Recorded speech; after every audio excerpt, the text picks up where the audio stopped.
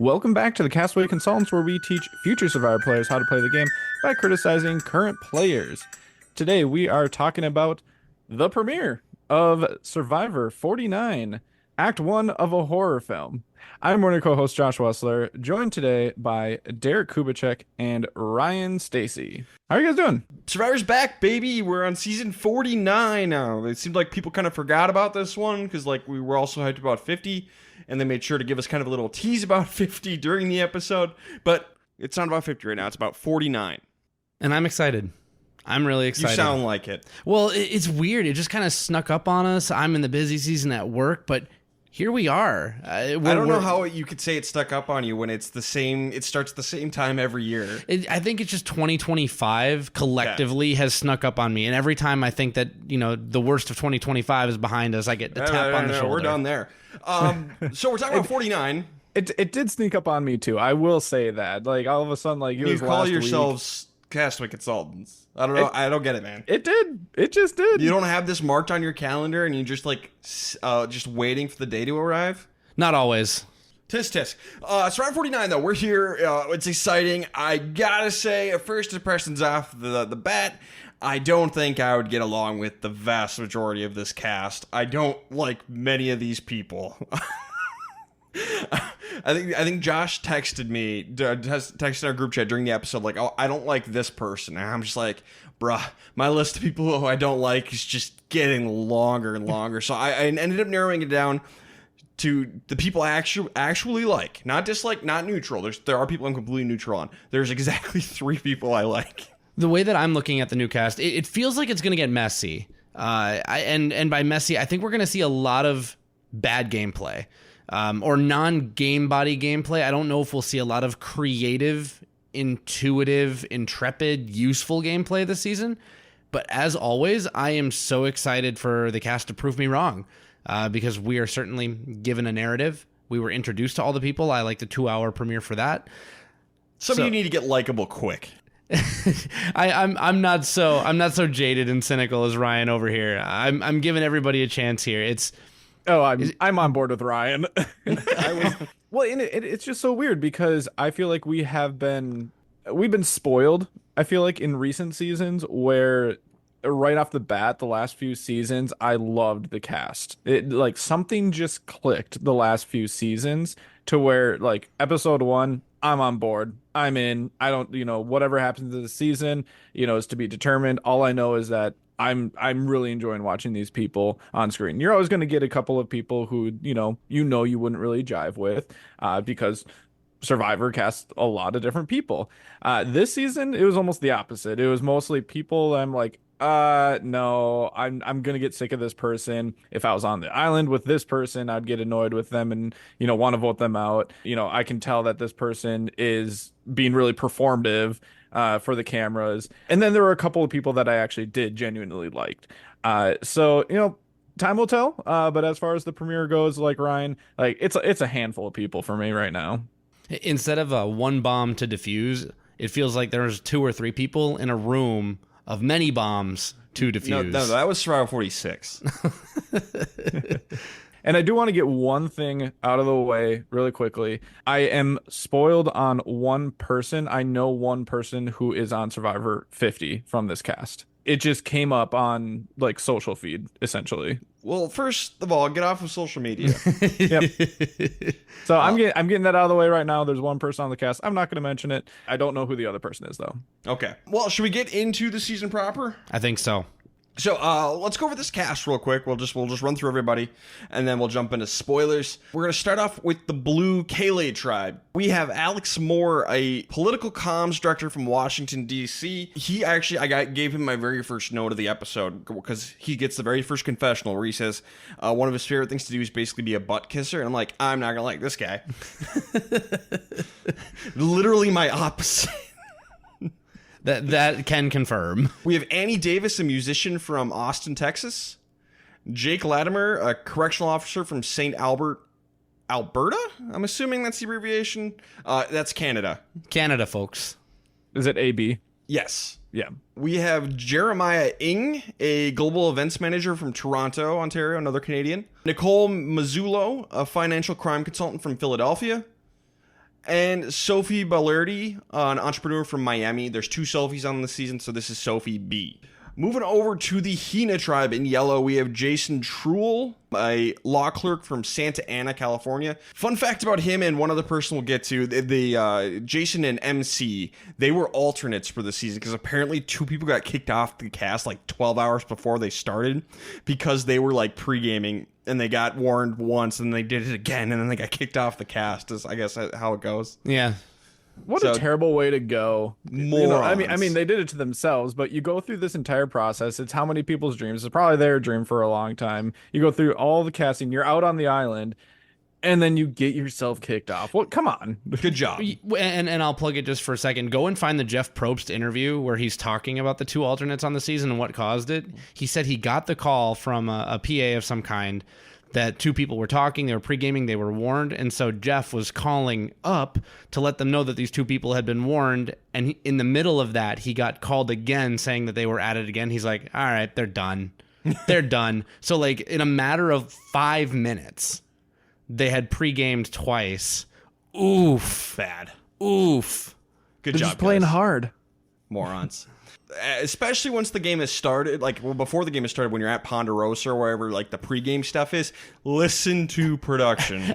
As Castaway Consultants, we talk about pre-merge nonsense. Yeah. This is some pre-game nonsense. Yeah. We do say, you don't have to listen to production. That's when you're actually in the game, not before the game starts. It will take a lot for them to pull you from the game. It doesn't take a whole lot for them to stop you from starting to play.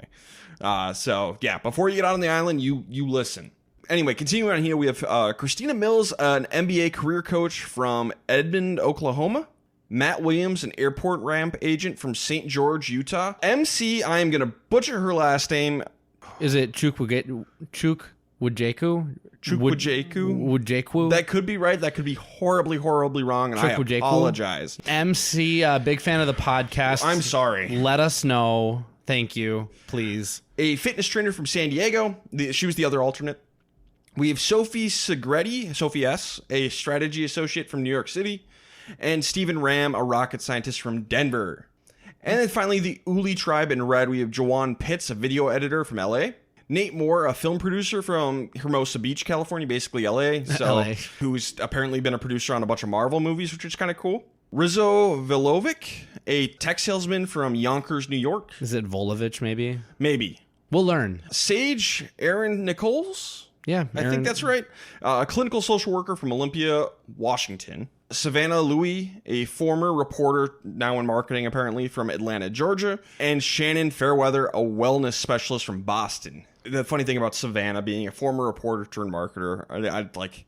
She is so many reporters I've met. That is such a pipeline, and she fits it perfectly. It's incredible.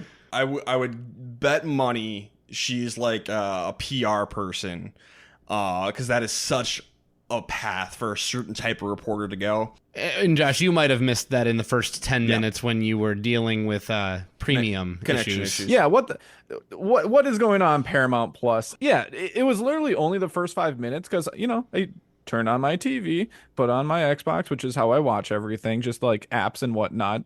And I open up the Paramount Plus app because I'm like, I've done cable before, like with the just antenna that I hook up, get it for free, but sometimes the signal can be kind of choppy, so I'll go streaming. So I turned it on. I pay for Paramount Plus, but apparently, I don't know if this is new this season, nor this year, whatever, whenever they enacted this change, you have to have the premium Paramount Plus subscription. So instead of, the essential with ads, which is what I do because I'm a cheapskate, you have to have the full like $13 a month Paramount Plus just to watch Survivor live. I'm sorry, that's ridiculous because we're still watching ads and everything at the same time. Yes, so you get the ad. So that's scummy. So Paramount Plus, get better. That is scummy thing to do. Streaming services, man, they can kick rocks. And don't put Survivor behind paywalls. Like, I feel like we want this to be accessible. It's a staple, man. Yeah, get your crap together. And also, it froze multiple times tonight. I had to back out and go back into it. I don't know if that happened to you guys too. So it's like, why am I paying this amount of money just for me to miss like small chunks, like really tiny chunks? But it's still annoying when I could just have a free antenna, so I'm going to buy a new antenna. And after this 1 month of having premium Paramount Plus, I'm going to downgrade again. Paramount, stop being terrible. Do better. Do better. All right. So let's get into spoilers now. 3, 2, 1. We are going to lose. Nicole is going to be our first boot tonight. Shocker. She's from Philly. It's really unfortunate. I actually really liked her, which is amazing because usually I'm not a huge fan of people from Philly, but I really liked her personality on this show for the one episode that we got. And if she was going to make it through, she was going to be, one of my dark horse winner picks. She just seemed like she got it. So unfortunate way for her to go out. So it was Mary and who else from 47? Say. So 48. From 48. My apologies.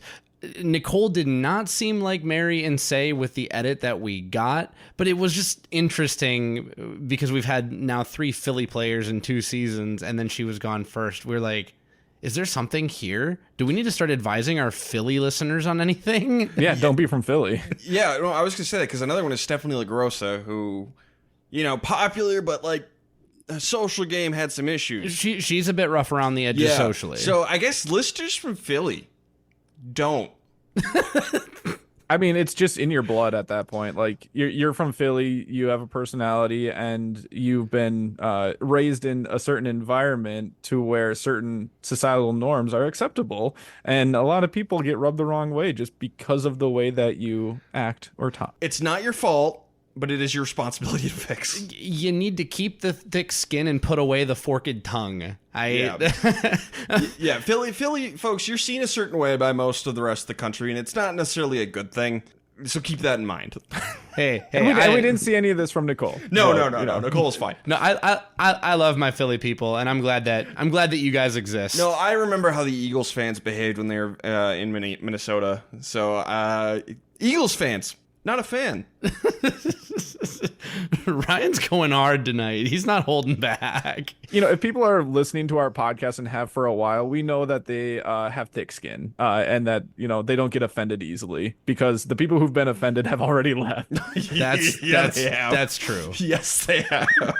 So we do our opening challenge, kind of classic stuff at this point. Hina is going to win. Each tribe is going to have to send one of the losing tribes is going to have to send one person off for second shot at winning the tribe supplies. So Alex is going to volunteer from Kaylee, and Rizzo is going to volunteer from Uli. Bad. Once again, don't do this. We've said it a bunch of times now. We saw some people on camera saying, I don't want to do it. I don't want to do it. I don't want to do it. I don't want to do it. It's hard because I think if you accept that no one wants to do it, you guys need to, again, go back to random. Draw a rock, do something. I think we had 2 volunteers this time. Yep. So it maybe worked out for Alex with bonding with Jake, but I mean, it's risky. Don't volunteer. Go to rocks if you have to. Okay, so over on Hina, we're going to learn that Steven actually wears hearing aids. He's not completely deaf, but he suffered from, severe hearing loss, so he wears hearing aids. Steven's one of the ones I like. I like Steven. I like Steven. I hope his paranoia doesn't get to him. He's got a little bit of Andy Rueda, and maybe even a little bit of John Lovett. It's weird that those two were, intertwined, but I was like, if Yellow loses, I could see him pre-merging himself right out of this game. Yep. And I still think there's a decent chance. So I hope he can pull it around because he's one of the ones I actually do really like. So I hope it works out for him. Mm-hmm. Someone who I would not probably get along with. Let's go over to Kaylee. Jeremiah loves astrology. He's a Taurus. A Taurus. He's the first. He wants to be the first male Taurus winner to win. Okay. What a significant milestone. Yeah, I went and looked at his profile when I was watching the episode during a commercial break, and his hobbies are astrology and tarot card reading. I'm like, dude, I not hang out well with you. He seems like a really nice guy. I don't know what we'd have to talk about. I feel like you could just say, tell me about astrology, and then he'd do the rest. And then you tune him out. Who did he talk to who would... Sophie. He asked, are you into astrology? No, but you can talk to me about it. Yeah, and Sophie B does the right move, and something I would probably struggle with on the island. She's like, I don't believe in it, don't buy into it at all. Talk to me about it. Let me hear about it. And it's a good way to bond with somebody if you can get over that hill. That's a great idea to do it. But man, oh man, this is one thing, like, of all the subject matter you could discuss on the island, this would be the one that I'd be like, I don't want to hear about it. B, I don't care. C, please stop. D, fine, let's hear about it. But I don't want to. I'm doing it for the game. It comes up every season. Yeah, I don't know what it is lately with all the astrology on Survivor as of late. Not a fan. You know, they could pick and choose not to include it in the episode, and yet they still do. So it's, I don't know. Maybe it's just like an inside joke with Survivor editors. They're just like, we're going to put this in here every single season. And maybe they've identified like a subculture that loves Survivor. What was it, Thomas, last season? Survivor is for the gays, for example. So maybe there's another astrology subculture that's obsessed with Survivor. Maybe? Maybe. I don't know. Yeah, I think on my next audition tape or so, I'm going to just be like really lean into how much I can't stand astrology and hope maybe they'll put me on the season with like 5 astrology heads, whatever you call them. Astronomers? What are they? I don't know. Maybe astrologers. Yeah, whatever. I don't know. And hope they put me on with like 5 people who are really into astrology and just so it'd be funny to watch me suffer. I would be willing to do that if like guarantee I get on Survivor, but you're on a chart with 5 people who love to talk about astrology. I would do it. But yeah, Sophie B does the right thing. I really like it. And she ends up talking to Jake as well. They get along really well. Jake is the huge dude from Canada. And in his intro, he says sorry like 4 times. Sorry. As a Fargo resident, I can relate to that. Sorry. She and Jake want to work together. They want to bring in Alex once he gets back from his quest and form a 3-way alliance. And I believe Sophie says specifically, he's my meat shield. He is a filet mignon at a Michelin star restaurant. And that's a great way to describe that. I love it. Over on Uli, we're going to meet Nate. Nate's a film producer, which he impresses people. He says he's a stay-at-home dad now, but he used to work in the film industry, and that his first job was a PA on Spider-Man 2. I found that's a good way to connect with people. If you can talk about, like, a show somebody has seen, and I worked on that show because I lived in LA for a bit. I worked on a few things. It is kind of a fun way to connect with people. Like, that movie you really like, Rampage, starring Dwayne "The Rock" Johnson. Yeah, I worked on that movie. I don't know. It seems to connect with people. Maybe not with Rampage. Maybe bad example. You worked the premiere of It. Yeah, or actually the one I use most often is I worked on an episode of The Bachelor. Boom, and there's stuff to talk about there. So I actually really like that from Nate. I think that was a good way to go, especially with like something like Spider-Man 2. That's cool. That's really cool. Yeah. Did you work on, was it the Ellen Show with Kate Hudson and Goldie Hawn? Is that what it was? Yep. I'm in an episode. Yes. I'm in an episode where I'm holding the door open for Kate Hudson and Goldie Hawn and Warner Brothers. I forgot about that. Yeah, my 15, it's a funny video. My 15 milliseconds of fame. You can go find it somewhere. Yeah, if you Google Goldie Hawn and Kate Hudson, Ellen Show, they take the Warner Brothers tour, and you watch that clip, there's a security guard who holds the door open for them as they're leaving the building. That's me. They're just like, hey, anybody want to be in the episode? Just hold the door open for them. I'm like, yeah, sure, I'll do it. And it was in that moment Ryan knew he made it. Yeah, I made it. No speaking lines, though, so he can't be in the guild. So we're also going to get a lot of bonding from the women of this group. Sage, Shannon, and Savannah. We're going to get a lot of time spent with the 3 of them bonding with each other over the course of the episode. Sage is weird, with no filter, likes poop and farts. Yeah. Okay. I mean, that's an interesting way to try and bond with people. You're definitely being vulnerable, but I don't know if that's a first date kind of thing. Yeah. Good for you. And I will ask Ryan, because we did have a listener who replied to one of our social media posts and who is excited to hear your thoughts on Shannon. Okay, so yeah, next up, so then it was Savannah. I think it was the second one. Is true. She was the one who worked in news. Now she's in marketing. She kind of has that attitude where she's like, "God, I hate all of you." That's kind of the vibe I was getting from her. Like, she says she likes these people, but I feel like she actually wants to murder all of them. I think she's jaded. I mean, to be fair, you work in news, you end up jaded. No, yeah, I'm not saying it's a bad thing. I'm saying she has a healthy skepticism of reality. I think she's one of the more perhaps grounded contestants, at least through what we got in one episode. I don't know that she would want to hang out with me, but I would definitely be willing to hang out with her. I would have things to talk to her about. I have a feeling that she's going to do very bad in this game. I don't know. Savannah's my favorite player of the season so far. She's very relatable. She's very relatable. She kind of reminds me of a more likable and more, or like this is gonna sound really bad, but like a less absorbed Venus. Oh, okay. Who was the saleswoman that Cody got voted out Justine. in the Justine. She gives off a little bit of a Justine vibe for me. Sure. And I liked Justine. I thought she went home before her time. Cody identified her as a threat and voted her out. It isn't for someone in sales. Hashtag living. So yeah, Savannah, her face, I wonder if this is a trick of the editing, but they were doing meditation together and they would just cut to Savannah's face. She was not having it. And I'm like, dude, I feel that. I will not be breathing out and just letting my lungs tell me where to go. How dare you? Let's just explore this out breath right here and just wherever you find comfort. No. I openly laughed. And then we have Shannon, who is a yogi, likes meditation, very spiritual. Probably wouldn't get along great with her. Is she the person who you would get along the least with? I don't know. Let me think about that one. That's a great question. So here's my take on. I know the listeners are ready for Shannon or Ryan's take on Shannon, but for me with Shannon, a lot of the thoughts that she is vocalizing, it feels like she is playing up a bit of a character. I'm guessing she does a lot of these attestations in her brain on the daily, and I don't do dissimilar attestations. Like I don't walk up to the ocean and say like, "Hello, ocean, I respect you.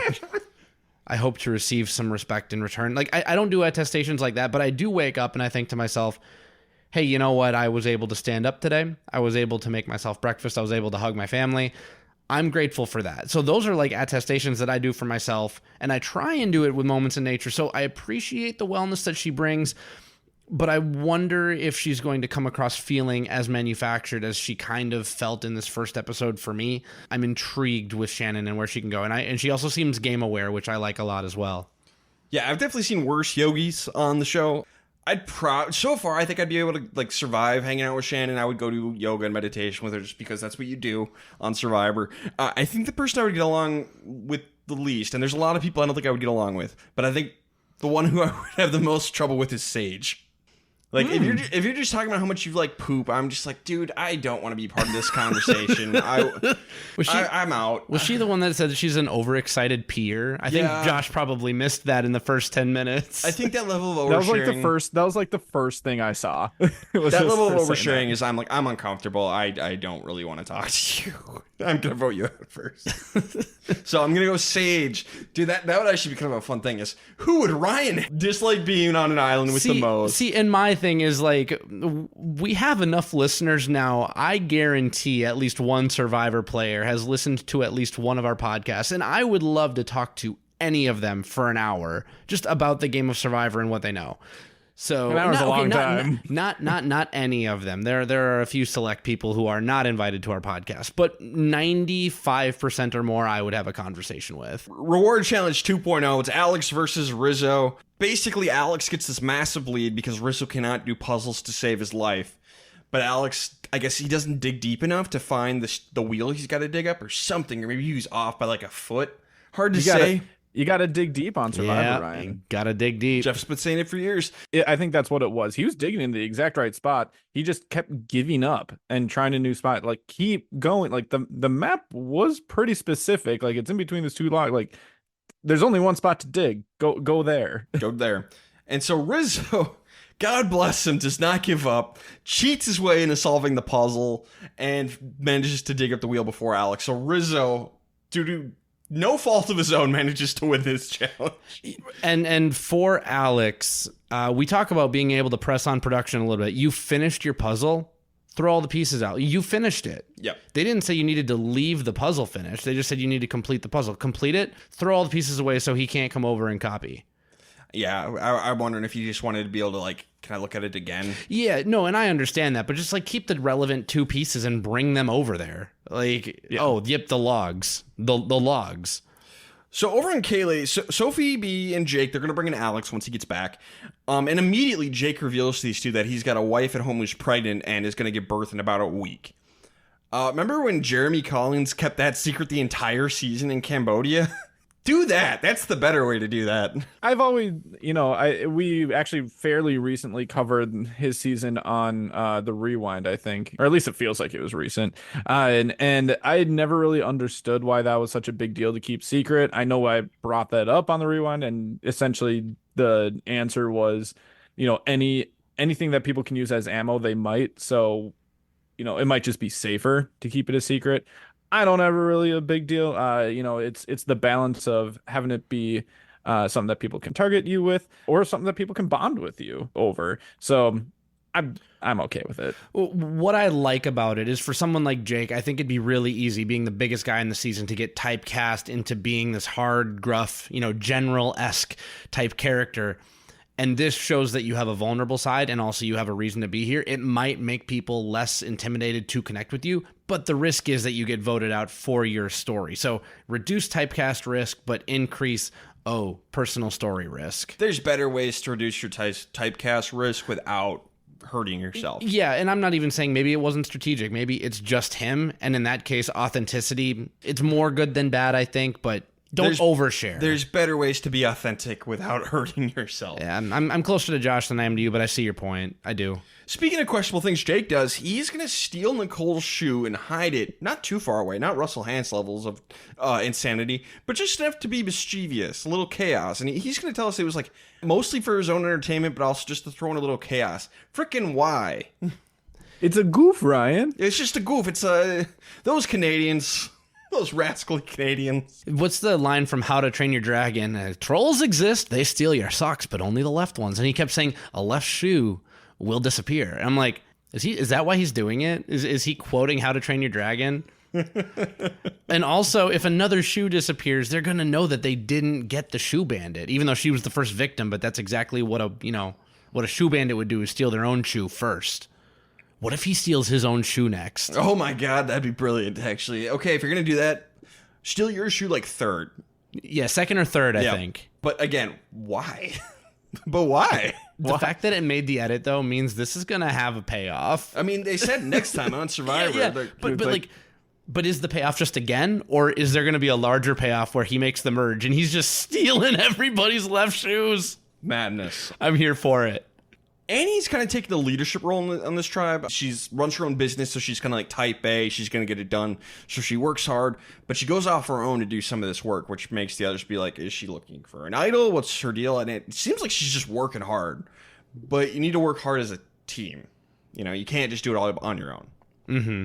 Yeah, you could have completely good intentions and still be targeted for something completely unrelated. People are going to find a reason to vote you out. Yeah, no good deed goes unpunished. No good deed goes unpunished. So Alex, he wants to like butter up Annie. He wants to use his butt kissing skills and to get her in like a side alliance. He seems to, and maybe this is what saves her in this episode. Maybe it's because at least at first Alex pushed more towards Nicole because he wanted to keep Annie around, just like to have in his pocket. Maybe. I don't know. There's something here. I also really liked that Annie immediately pushed back on, you better not call me your mom. Yeah. It sounded like Nicole was calling her mom as well. We're going to see this with Nate being called dad, and they both are pushing back on the monikers. And good on both of them for that, not to get ahead of ourselves a little bit, but I guess Alex did good enough to say, like, oh, no, it's just like I need a female colleague that I can look up to, and you are that. It's like you just called me your mom. You just did it. So we're going to get, over on Uli, we're going to get Shannon, Savannah, and Joanne. The three of them talk about forming an alliance together, and they're going to consider the others, who do they want for their fourth. And we seem to leave off on that for now. We're going to come back to it. It's going to take a little bit of a weird turn, but we'll get there. So Steven, he's basically going to kind of do the thing where you make a little bit of an alliance with everybody. We're going to see him talking to Matt, and then Jason, and then MC, being like, hey, I really like you. Good vibes. Let's work together. So he seems like he's... everybody on the tribe, he seems like he's got the most connections, but he's going to get very anxious, socially anxious about the whole situation and very paranoid. It's like, oh God, is everyone going to come for me?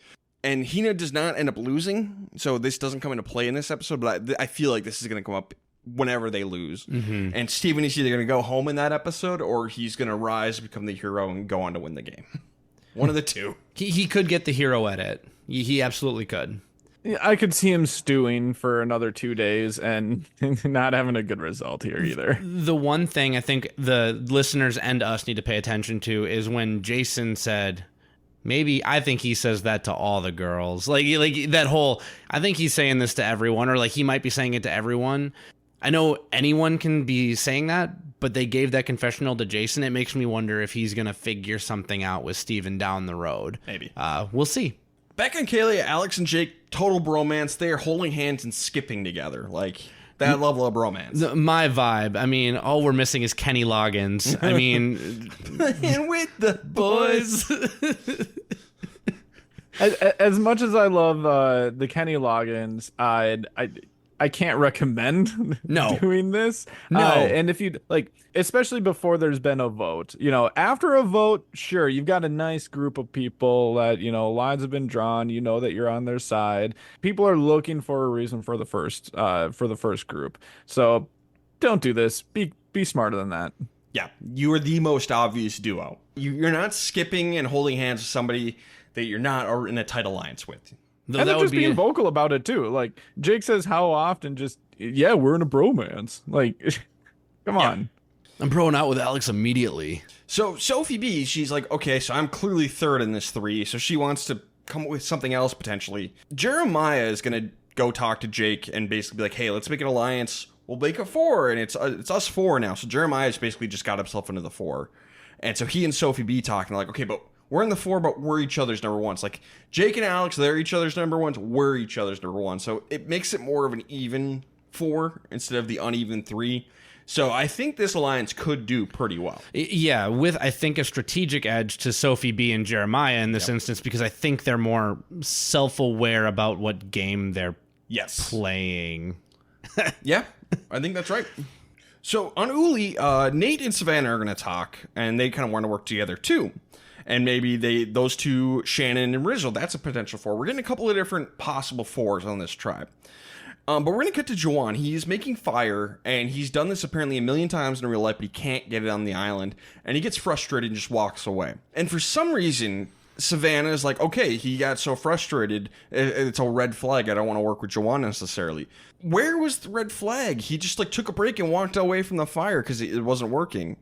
I don't understand. Like, maybe there was more we weren't shown, but I mean, it seemed like he got emotional, was crying a little bit about it. I think that's what it was, and that just having something not go your way, and it's one thing to get up, walk away, just take a break, and then come back, and we don't see him go back to it at all. So I think from her perspective, it was more so just like, okay, when things got difficult for Juwan, like he just gave up and got frustrated, and he didn't really break down. Like, I know, like, it seemed like he was a little emotional. I don't want to say that he broke down over it, but I think that's where the whole red flag part came from. I think it's a little bit too much to consider that a reason why you wouldn't align yourself with someone.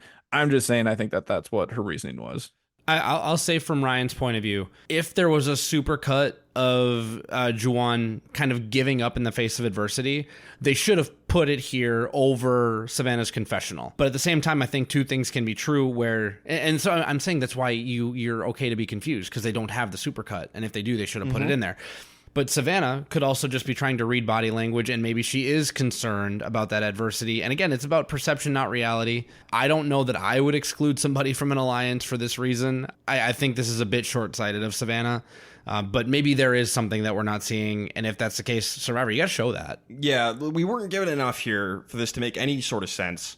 And if this is all there was, this is an insane take from Savannah. It's freaking hot out. I didn't even see him crying. I saw him sweating. And yeah, you walk away when something's not going right. You walk away, take a break, and then you might come back later and try again. I don't know. Maybe you did, maybe you didn't. But like, for that to be a red flag, that is insanity to me. That is one of the more insane things I think I've heard on this show. Interesting. That is bonkers. I think it also helps that she's in the middle of just kind of trying to figure out who a good foursome would be. So maybe she's just trying to find a reason. Maybe she likes a few different people here, and it's just like, give me something, give me a reason not to go with someone. And maybe she's just grasping at straws here. There's a million reasons to not work with somebody on Survivor. This is not one of them. Immunity challenge, the most eventful thing I thought is because they go through the mud like they do all the time in the first episode of Survivor these days. At least they saved it for the immunity challenge and not the opening challenge, so we can actually see who these people are in the beginning.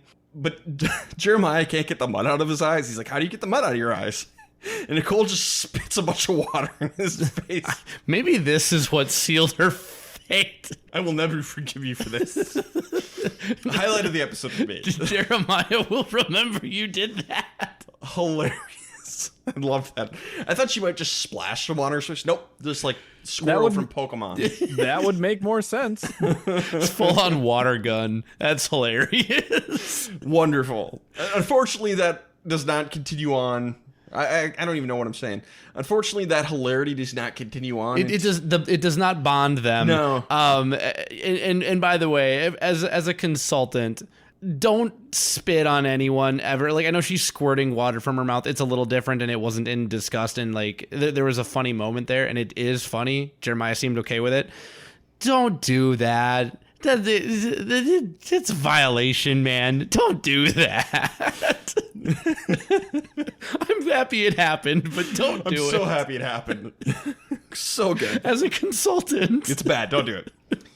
It seems like Nicole and Annie kind of blow it at the end. So Hino wins immunity, Uli gets second, and Keely gets third. They're going to tribal council. Notably, Annie blows it more than Nicole because she refuses to pull the token over as far as the others are doing. They were purposely doing side-by-side comparisons with like what Rizzo was doing on the other tribe, like really leaning to get it around and not go over the skinny piece. And Annie's like, I can't go any further. Yeah, Annie was saying she could not pull it any further. But she could have. So, yeah, I don't know why. It's all the way tight. It's like, well, no, clearly not, because everyone else is able to do this, and you're not trying. Like it was weird. It was weird. If I was in their position, I'd be so like that would be a good enough reason for me to vote out Annie. Just like, you are not good at communicating and, being able to just see how you can approach a situation differently. All you have to do is just lean to the outside. It might be tight right now, but if you lean that way, you can at least get it around the corner or around the bend of the snake. It says a lot about a person without it being super important in the moment. Like, hey, you need to try and find a way to make it be that better angle, but she couldn't. She was very linear in her thought process in that moment. So I put this more on Annie than Nicole. We're going to hear that they both get the blame because Nicole fell behind with the snake thing, but I think it's more on Annie. Yeah, I don't know. Maybe there's something they did wrong earlier in the snake portion that made it so Annie couldn't pull it further. I don't know. The whole mechanic thing was a little bit weird to me. I wasn't quite sure why they were having problems, but whatever. The two of them are blamed. That's the important thing. So Jake, Alex, Sophie B, Jeremiah, they are leaning towards Nicole. They think Annie will be better long term because she's like a marathon runner and like turbo athlete, even though she doesn't look like it. But she's apparently done a bunch of crazy outdoor stuff. So they kind of are leaning towards Nicole, but they want to make her feel safe. They tell her it's Annie. Somebody, I think it's Jake, maybe Jake, Alex, and Sophie B. Some member of the majority, they tell Annie she's the backup vote. How many times have we seen that backfire now? All the time. So many times.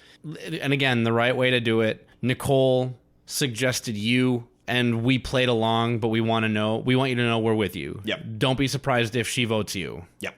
There you go. So Annie, she gets a little nervous about next time. She's like, okay, Nicole's going this time, but that means I'm next.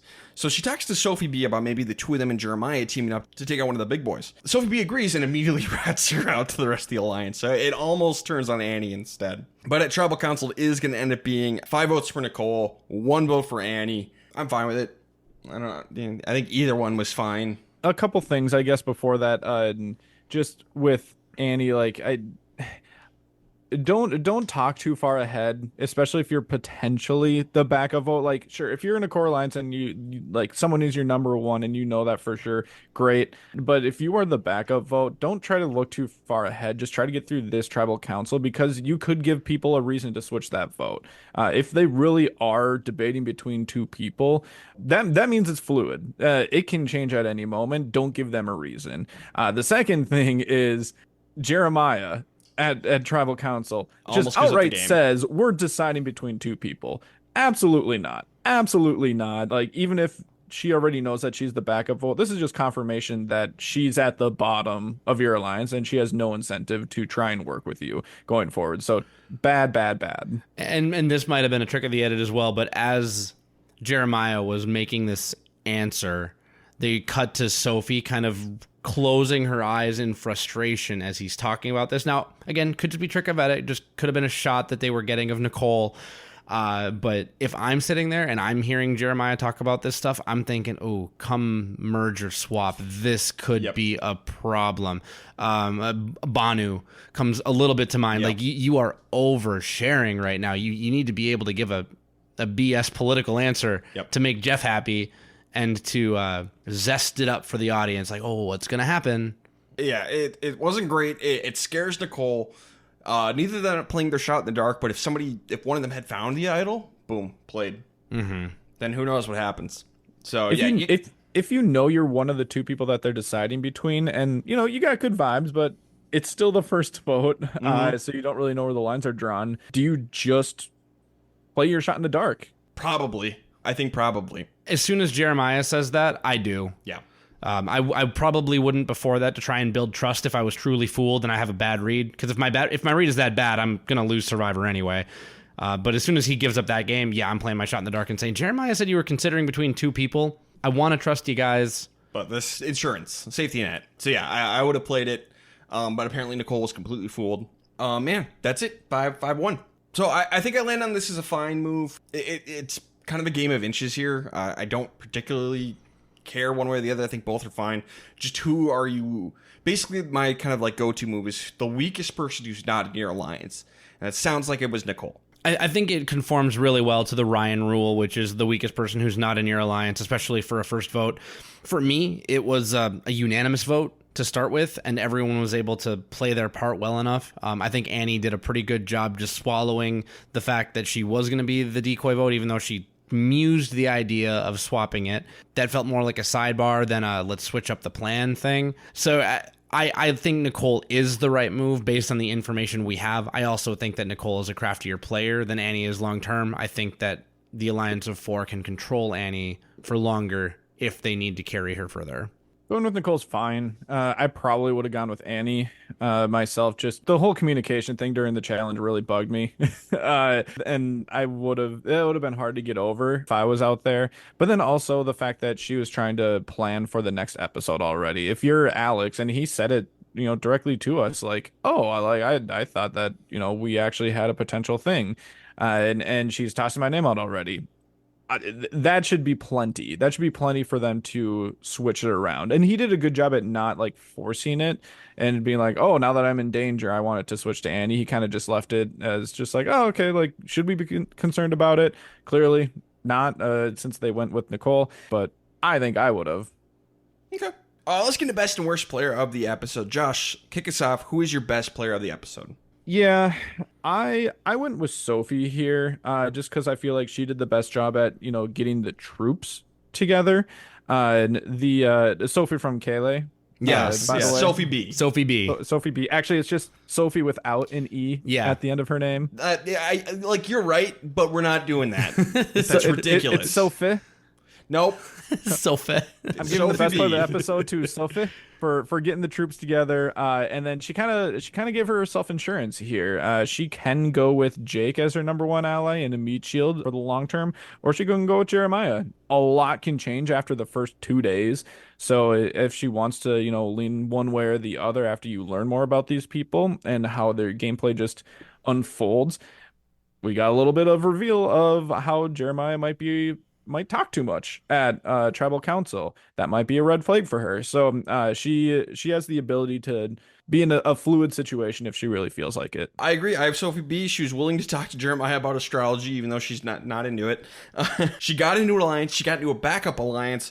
Took out Nicole. All good for Sophie B. Might be the person I like the most. Definitely top two. I think the only other person I have in contention is Savannah, but it's Sophie B just because of how everything went down at Tribal Council. She had an opportunity to do more and show that those lines were true, whereas everything that Savannah's done so far is more on paper rather than in the sand. So I have Sophie B as well. For worst player, I'm going to go with Annie. Went off on her own a lot, was bossy. One of the main reasons they lost the challenge, if not the main reason. She does have a side thing with Alex, which was good, but like then she tarnished it a little bit, so it just was not a good night for Annie. I had Annie as well, and the tiebreaker was she was going off on her own, and that made her tribe suspicious. I have a dishonorable mention on Matt for displaying a little bit of antisocial behavior. Like, yeah, he got into a bit of a twofer with Steven, but the fact that he understood what was going on with Fire and he wasn't able to fluidly interject himself to help, he had to be invited in. I think that does not bode well for him long term, but that's obviously not enough to take away from the active negatives that I saw from Annie. One other small negative on Matt's side is he almost has that like Rupert or Ozzy mentality where him being a Boy Scout and having, outdoor skills is going to keep him around in the game. We're on Survivor 49. Yeah, Like, that might prevent you from being voted out first, but each day that goes by, that becomes less and less important. Yeah, so really small negative there for him. I'm going to go in a different direction than you guys. I'm going to go with Alex here. I don't care that he's in the majority alliance. He's in an extremely obvious bromance, and he's the sidekick in that bromance. It seems like Jake is, head honcho, Thor, potential number one with Sophie B. So Alex seems like he could be the disposable bromance person if they feel like they need to break them up. So that's why it's Alex for me. Well, and he also volunteered to do Sweat and Savvy, Yep, that which was is Also good. that. another negative. And completely failed after getting a lead, even though he should have beaten Rizzo. Yep, Who hilarious. I didn't really talk about much, but I'm also really annoyed by Rizzo. I don't like him. Same. I came around on Rizzo. He crossed the desert for me. At first, I was a little, and I was like, "Oh, this is charming," and then it got annoying. And then by the end, I was like, "No, I'm charmed again. Okay, I'm through. I'm through the desert. Thank you, Rizzo." Talk about performative. It seemed like he was very performative. Yeah, my desert was, this is annoying. There's sand, it's rough course and irritating, gets everywhere. It's everywhere. And then I'm still in the desert. Hey, maybe you'll cross the desert yet. Nothing has changed. When he took the coconut and shouted "Kobe" and threw it at his podium, that was funny. I'm sorry. That's comedy. It is. I mean, Terrence and Phillip is also comedy. But I'm not laughing. See, but you're thinking of Sage now. Just fart jokes and poop. Yeah, you'd think she was from Canada. What are we doing here, guys? Absolute madness. All right, let's get into who is going next. I think this will be interesting. Derek, take us over to Kayla. We just saw what happened there. Who's going next from this tribe? Yeah, I've got Annie going next. I mean, the other four are in a pretty solid. Annie was strongly in consideration. Unless she goes off alone and finds some hardware to protect herself, I think she is going to be who the group targets.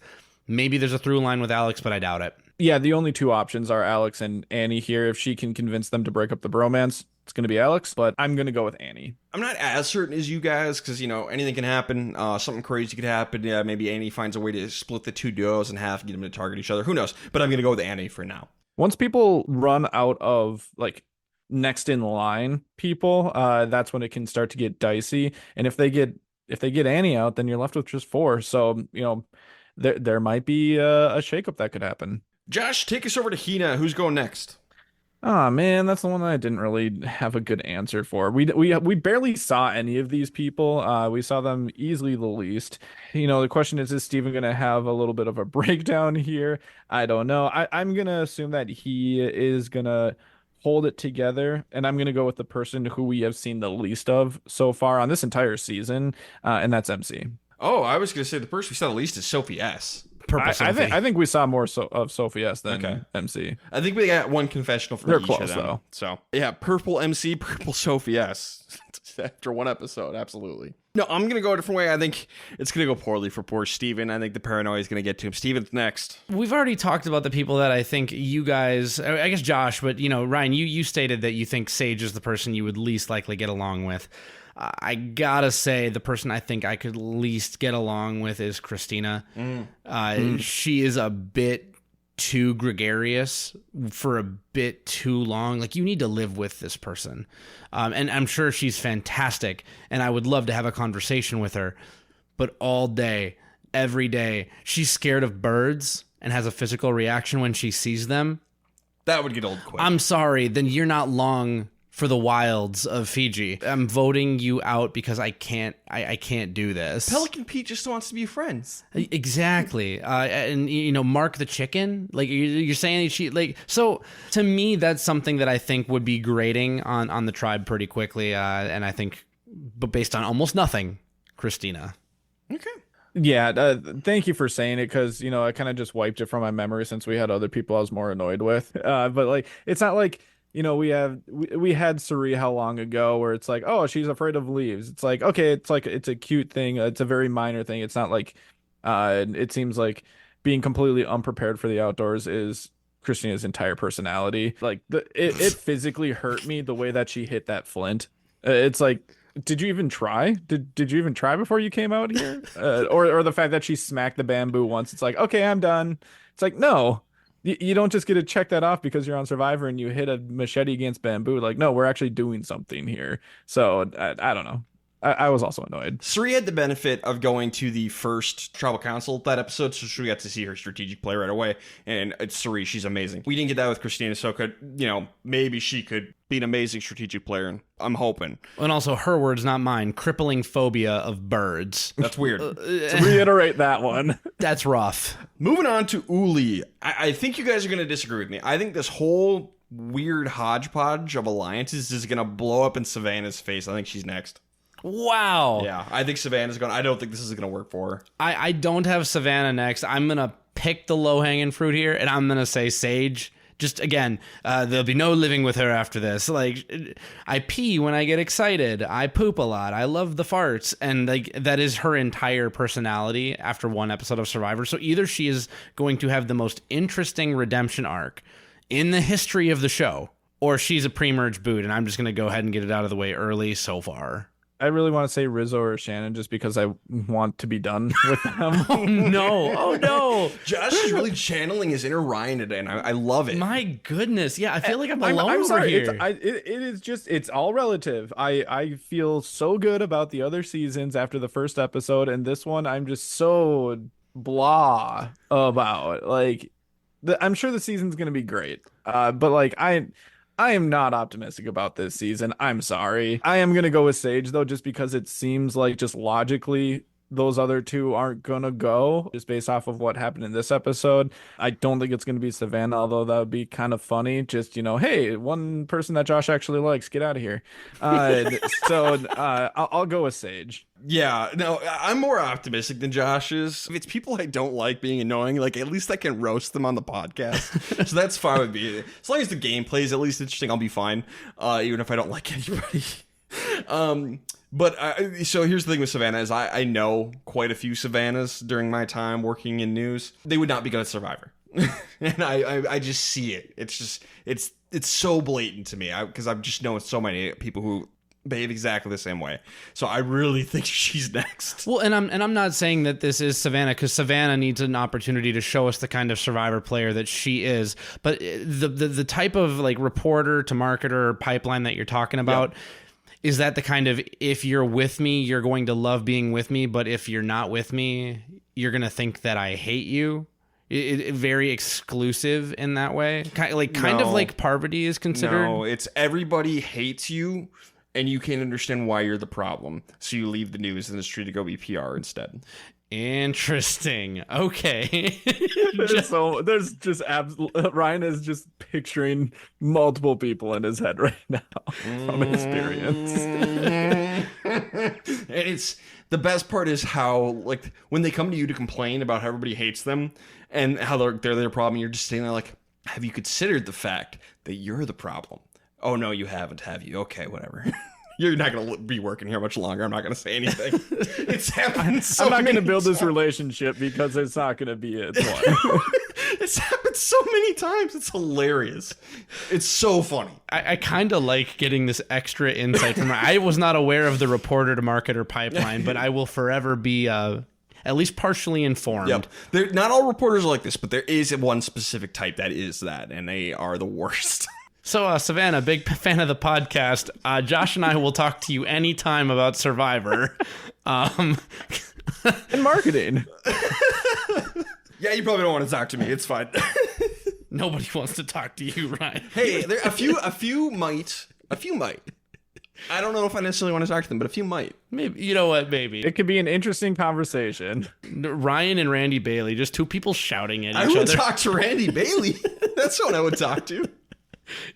I'm not sure if Randy was. I don't want to talk to you. I don't think Randy would want to talk to me. And you know what? That makes you want to talk to him more. I respect that. Like, don't talk to me. I would, but don't do it. God bless Randy Bailey. Okay, this is the one I'm super excited for because I don't know how you guys are going to break at all. Who cannot win this game? Derek, start us off. Sage. Sage, okay. I'm thinking back to the episode 1 of season 48, and Jeff says, there's one person here, no matter what you do, how hard you try, whatever happens, you cannot win this game because of the people that are here. Was that 46? Maybe it was 46. I thought it was 46 because immediately I thought Liz. Like Liz Wilcox kept popping in my brain. So yeah, whichever season in the 40s it was, and maybe he said something similar at the beginning of 48. I don't know.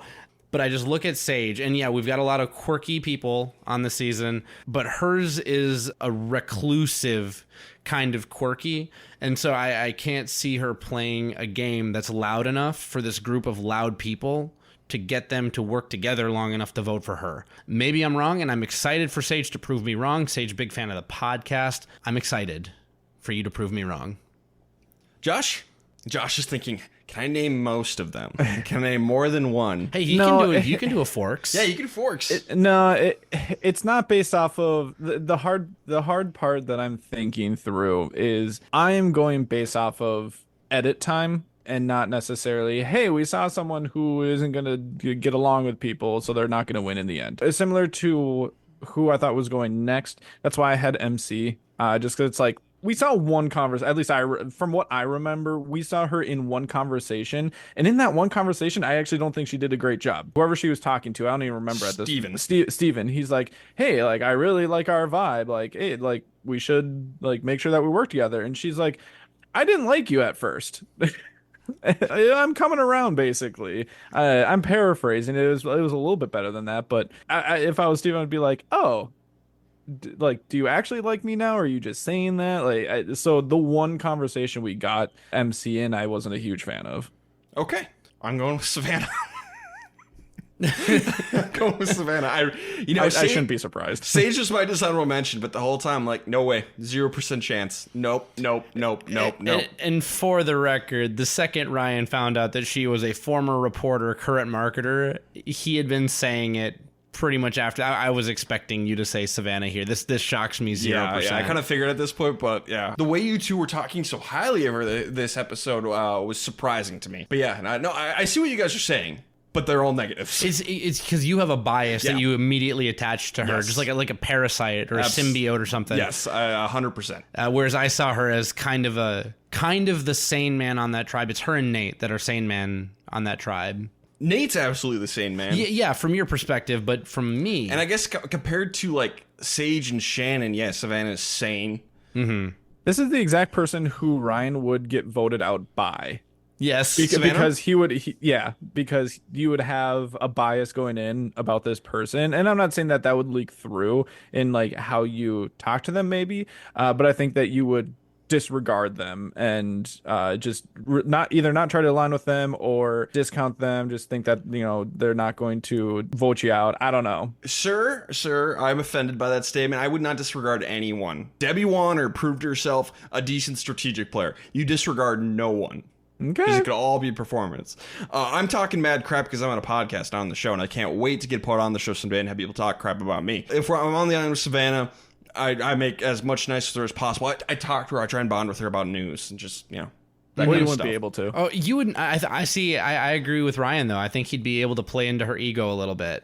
That's actually really fair. And I'm not saying Savannah has that, but if there was someone like Ryan is picturing from his profession, he would know what makes them frustrated. He'd be able to commiserate. Like, don't you hate when your producers do this? That's why I'm not that kind of producer. Or, you could say whatever you wanted. Yep. There'd be plenty to talk about with Savannah. But again, I just don't think she's going to do well. Savannah, prove him wrong. Yeah, prove me wrong. But bold prediction, I think she's next. I think they're going to lose. I think she's going out in the next episode. I think she's the second boot. Just all out next. Calling my shot right now. I'm probably really wrong, but I see it. It's like I'm a prophet. I can like see the future. And that's what's going to happen. Now, hopefully I get proven wrong, so we all know profits don't exist. But that's kind of how I feel. I'm very confident about this. I can tell. Let's get into the survivor pool, which is where we pick someone who we think is going to survive the next episode. So, for example, I'm not picking Savannah, I'm picking somebody else, and you just want to get through the episode. Pick someone who will get you through the episode. If you're wrong, you are out. And we invite you to play along with us. We've been doing this for a couple seasons now. Please submit your picks. We love playing along and see if you can beat us. It's a fun game. I'm a big fan. So let's do this thing. Josh, who is your pick in the survivor pool? Oh man. As a recap, actually, I do want to shout this out. So we've been doing this for 1, 2, 3, 4, 5. We've been doing this this is our 7th season that we're doing this. We all have won at least one time. I do want to say that. And that's all the information we need. Derek has won 4 straight times. That's right, baby. Is it really even 4? I thought it was 3. It's been 4, yeah, because I won the first one, you won the second one, and then he won the next 4. So something has to change here. Specifically, the fact that I went out so early last season. Poor Justin. He deserves better in this world. I blame Cedric. Yeah, I mean, that's fair. That's absolutely fair. Yeah, I know. I've changed my strategy a little bit going into this season. So I've got some new things to try. Josh, you do the honors. Who do you pick in? Oh gosh, I'm gonna go safe. I'm gonna go safe here, and it's probably gonna screw me over later in the season. I'm almost kind of taking the Ryan approach this time around. Maybe it's because I got jaded by not going as safe in a football version of a survivor pool, and I just got booted this week. Maybe that's why. I'm gonna go Sophie B here. Okay. I'm gonna change things up. No one found any advantages, so I couldn't go off that if I wanted to. So I'm gonna pick someone who I don't think is long for this game, but I don't think will be next. I'm gonna go with Christina. Yeah, I'm picking, I think, someone who's a little bit more high risk. Another person, I think, whose personality might end up being a little bit too big for the game that they're playing. I'm going to go with Jeremiah. I think slightly less safe than Sophie B, but more safe than Annie. So we kind of know where this tribe stands. We think Annie is next. But if Sophie B decides to break a certain way, Jeremiah could be bye-bye. So I'm going with Jeremiah. That's why I stay away from blue. I'm just like, I don't like it. Well, see, and I wanted blue just because that's where we have the most information. Like, red could go how many different ways, like you're saying. It could be Savannah even though it seems like she's kind of the middle right now. And we just haven't had any information with yellow. So that's just so hard as well. Sure. Like Ryan said, any social media, like reply, DM, any of that works. I will say the best way, or at least if you want to make it easiest on us, pretty please, is through the comment section on Spotify. That has always just been the easiest to keep track of and to go back and look in case we miss something. But I will add everyone to the spreadsheet. There's an official spreadsheet, and everyone was added last season. So congratulations again to everyone who played and made it further than us. Excited to see what happens this time around.